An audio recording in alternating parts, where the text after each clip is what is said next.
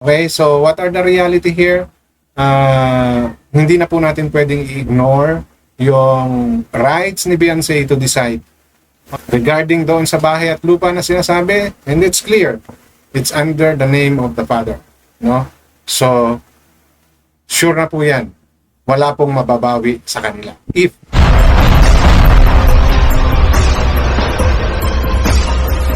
So, patuloy pa rin yung usapin dito sa pagpapaalam daw, no, ng pamilya ni Beyonce sa Kalingap community na hindi na magiging part ng Kalingap daw si Beyonce. And all of this speculation come out because of naun siya ming pagpunta sa South Korea. No, kasi hindi nakasama si Beyonce dahil sa nilagnat, and some proof were shown by Dr. Love, diba, na nagpakonsulta o pumunta ng clinic. Then, mayroon pang lumabas na hindi na raw nababanggit ni Kalingap Rap ng buo yung pangalan ni Beyonce, V na lang daw. So, for the others, it's a proof na talagang ayaw na or binibitawan ng araw ni Kalingap Rap itong si Beyonce. So, these are all still speculations on part of Kalingap Rap. Pero sa part nitong sila Dr. Love, no, Red Sing, even though we haven't heard anything from the family of Batalero, parang ang spokesperson nilang lumalabas kasi si Dr. Love, mostly si Dr. Love. So the speculation still keep on circulating around the Kalingap community, and because of this, pati si Bal Santos Matubang, no, naglabas na rin ang kanyang sariling opinion, and for him, ang dapat na magpapaalam ay si Beyonce. No? Ang walang power ang boses ng mga magulang ni Beyonce para sabihin ayaw na ng anak nila. Dahil according to Kalingap, to Bal Santos Matubang, hindi sila beneficiary. Inambunan lang siya ng biyayang nare-receive ni Beyonce na siya yung beneficiary. So these are some of those chismis, kwento, no, balitaktakan na naririnig natin dito sa Kalingap community. And habang tumatagal, dumarami yung kwento, no? And yan po yung isa sa magiging content ng upload ko na to, and the confirmation coming from Dr. Love, no? Kay Dr. Love galing, na ang lupa't bahay na ipinatayo kanila Beyonce ay nakapangalan sa tatay niya. So these are the two topic na aking isi-share sa inyo dito sa content ko na to. At bago po ako magpatuloy, welcome sa aking channel. Kung bago pa lang po kayo sa aking channel, please don't forget to like, share, and subscribe na rin po. Ipakihit ng notification bell para maging aware kayo sa aking mga upcoming content. Any comment, suggestion, recommendation, leave it on our comment section. Issue lang po tayo, walang personalan.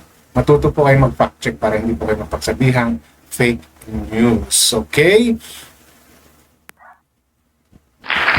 So, ito na nga, no? Doon na tayo sa ating bibigyang reaksyon na video ni Dr. Love, no? Na kung saan nga may mga sinabi na naman siya na gusto kong bigyan ng sarili ko and share some of my ideas about the matter.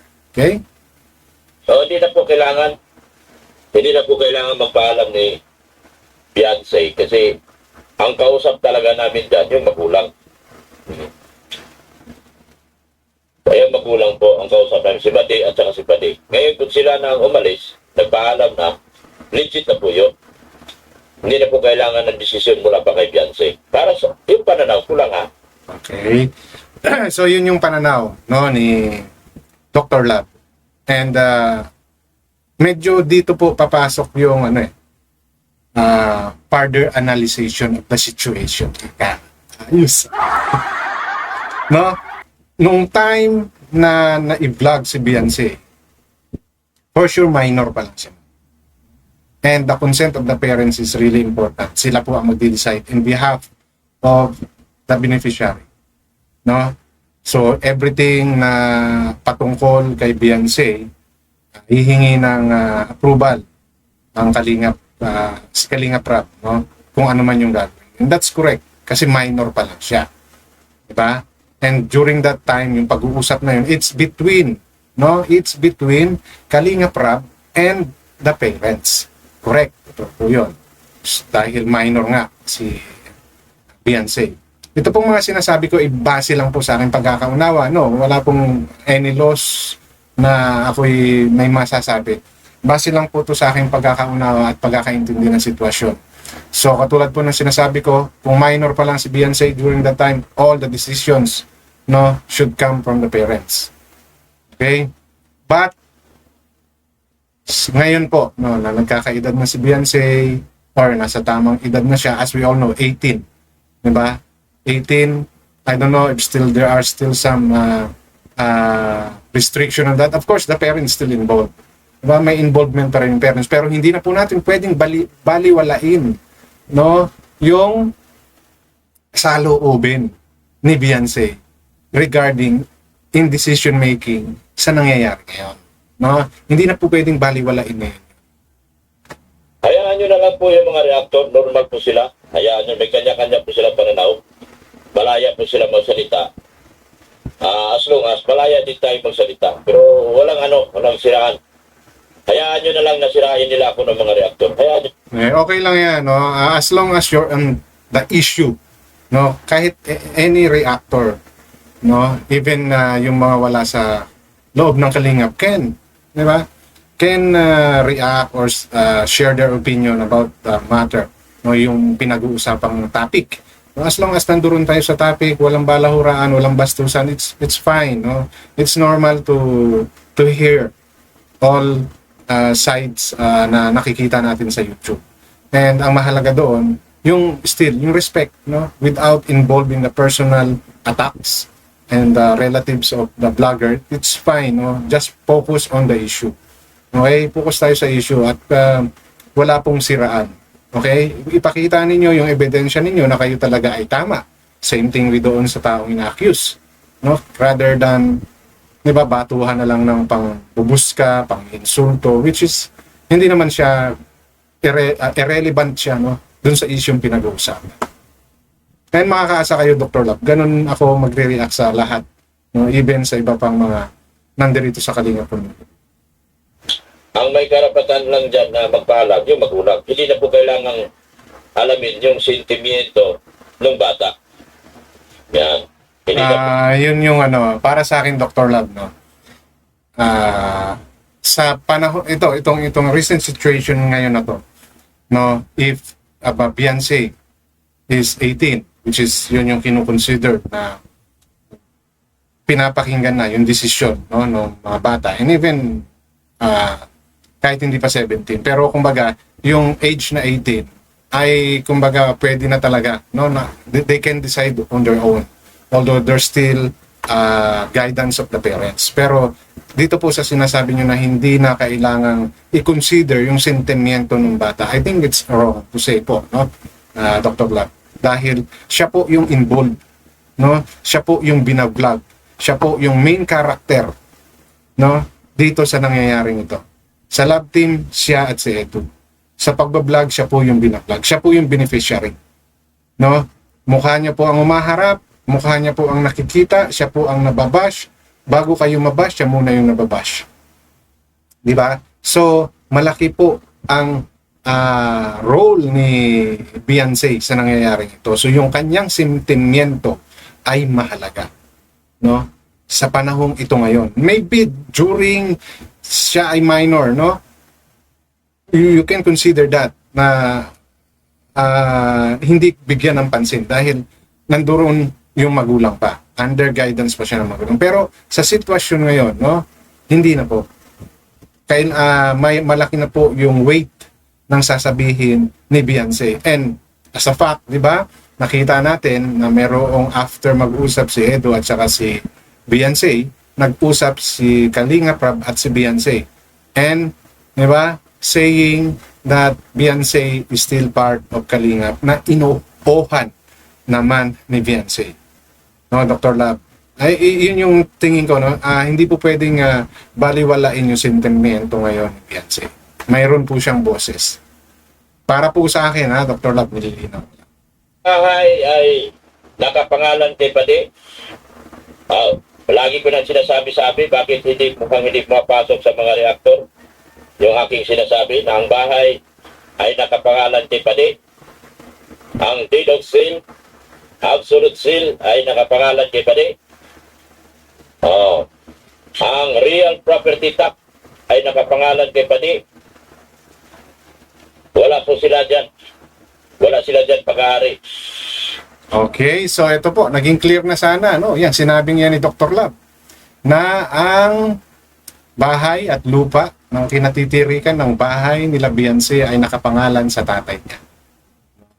Everything, tax, lahat regarding sa papers of who owns that property ay nakapangalan sa tatay niya. Kasi nagkaroon po ng ano dito pagtatalo, no? Yung katulad nga ng sinabi ni Dr. Lab, parang walang nagbibigay ng atensyon about that, no? Yung sino ba yung nagmay-ari. So, ito po, nilinaw ni Dr. Lab na yan ay under sa name ng Patalero at ng tatay ni Beyonce. So, wala pong habol si Kalingap na ngayon. Kahit sino sa kanila, if that true, ha? Yan sinasabi ni Dr. Lab. But I don't think na sasabihin ni Dr. Lab yan, hindi niya nakikita mismo yung mga papel, di ba? Okay, so sana maging malinaw po sa lahat yan. And even ano naman Kalingap Rab, di ba nilinaw na yan na walang bawian, walang bahay na mapapawi sa kanila. Di ba? Kasi nga naman, totoo na pinaghirapan yan. No? Yan yung naging kabayaran ng serbisyo ni Beyonce sa lab team nila. Yan yung kinita niya. Di ba? Yan yung inano niya. Pinaghirapan niya. Kaya imposibleng bawiin talaga. Now, for assurance purposes, it's good at nakapangalan sa tatay. So, sana maklear na yan, no? Na ang bahay na yan, kahit umalis si Beyonce, ay hindi na mapabawi sa kanila. Okay? At yung sinasabi, no? Kasi may mga nabanggit ba dito si Dr. Lab na hindi na mag-uusap ng personal? I don't think so, no? This is my opinion, no, Dr. Lab. As a gratitude, no? Respeto pa rin, ika. As a respect pa rin sa Kalingap, no? Even kayo, Dr. Lab, no? If I were you suggest it na mag-usap personal, no? Bilang pagpapakita po ng respeto, no? Kanila Kalingap, even kay Pal Santos Matubang. Kasi ikaw na naman ang may sabi, Dr. Lab, na ikaw ay galing sa kanila, produkto kanila. Diba, nagkaroon lang kayo ng hindi pagkakaunawaan sa mga bagay-bagay, pero yung respect nyo sa kanila, dapat nandun pa rin. And one way of showing that respect is makipag-usap kayo personally and to settle that issue, no, in a personal basis, no? Magharap-harap kayo. 'Di ba? Para kumbaga yun talaga, doon yung ipapakita yung respeto ninyo, no? Doon magma-manifest yung sinasabi mong respect. No, at bilang ano na rin kay Beyonce, 'di ba? Kasi pag hindi niyo ginawa yun, mas 'di ba, lalabas na kayo yung masama. Kasi yung kung totoo man na through message lang kayo nagpaalam, I don't think it's enough. No, maybe to inform them, but there should be a personal talk, no, na naghaharap-harap face to face, no? Kayo, si Beyonce, nanay niya, si Kalingap Rab, and if Pal Santos is needed, why not? Diba? Just to settle once and for all. No, para hindi na maging issue pa yan. Kasi oras na hindi nyo ginawa yan, kunyari, through messaging lang kayo na gano'n, babalikan kayo, lalabas po kayo yung masama. No? Iyan po ay opinion ko lang, no, Dr. Lab. So, it should be settled personally. Okay? So, ito po ay hindi paninira, ha? Ito po ay aking reaction lang. Okay? Hindi po ako kumakampi kahit kanino rito. No? Ang sa akin lang, doon tayo sa tama. Doon tayo sa kung ano yung realidad na pwedeng, dapat mangyari. Okay? So, what are the reality here? Hindi na po natin pwedeng i-ignore yung rights ni Beyonce to decide on this matter. Okay? Malaki na po ang boses niya na dapat pakinggan. Dahil siya po ang beneficiary at mukha niya po yung nakikita. Diba? Mukha niya po yung binibenta. That's the fact. Noon, yes, dahil minor pa na siya. But as of this stage, kung siya ay nasa 18 na, meron na po siyang rights to express yung saloobin niya. Yan po ay pagkakaunawa ko. Inuulit ko po. Ha? And regarding doon sa bahay at lupa na sinasabi, and it's clear, it's under the name of the Father. No? So, sure na po yan. Wala pong mababawi sa kanila. If, again, because hindi ko nakita yung proof, no? Yung titulo ng lupa, sinasabi lang ni Dr. Love. Doon lang po ako umahawa. Okay? So, kung totoo yun, secure na po yung mga yun. Even the sponsor cannot take it away from them. No? Hindi yun mababawi sa kanila. Okay? Dahil titulado na eh. Nasa pangalan na ng may-ari ng bahay at lupa. Alright? So, yun lang po yung gusto kong i-share sa content ko na to, and hanggang dito na lamang. Maraming salamat.